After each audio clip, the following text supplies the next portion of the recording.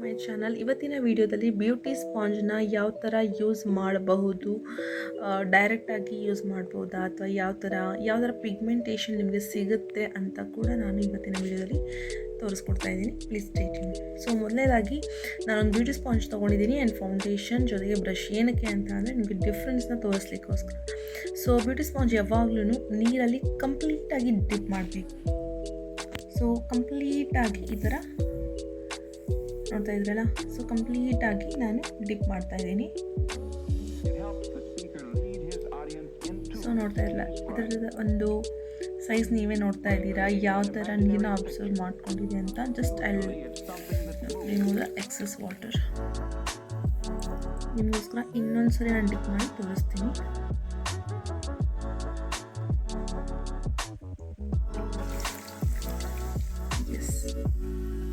ಹೀಗೆ ಕಂಪ್ಲೀಟಾಗಿ ವಾಟರ್ನ ರಿಮೂವ್ ಮಾಡಬೇಕು. ಸ್ವಲ್ಪ ಬಿಡಬೇಕು, ತುಂಬ ಅಂದರೆ 100% ನಮಗೆ ರಿಮೂವ್ ಮಾಡೋ ಅವಶ್ಯಕತೆ ಇಲ್ಲ. ಸೊ ನೀವು ಒಂದು 90% to 95% ರಿಮೂವ್ ಮಾಡಿದ್ರೆ ಫೈನು. ನೋಡ್ತಾ ಇದ್ರಲ್ಲ ಹೇಗೆ ಸ್ಪಾಂಜಿ ಆಗಿದೆ.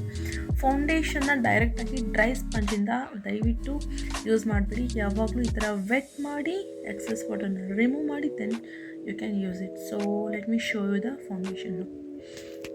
ನಾನು ಈ ಒಂದು ಬ್ರಷಿಂದ ಬ್ಲೆಂಡ್ ಮಾಡಿ ತೋರಿಸ್ತೀನಿ ಯಾವ ಥರ ನಿಮಗೆ ಪಿಗ್ಮೆಂಟೇಷನ್ ಬರುತ್ತೆ ಅಂತ. ನೋಡ್ತಾ ಇದ್ದೀರಲ್ಲ. ಸೊ ಈಗ ನಾನು ಸ್ಪಾಂಜಿಂದ ಯೂಸ್ ಮಾಡಿ ತೋರಿಸ್ತೀನಿ.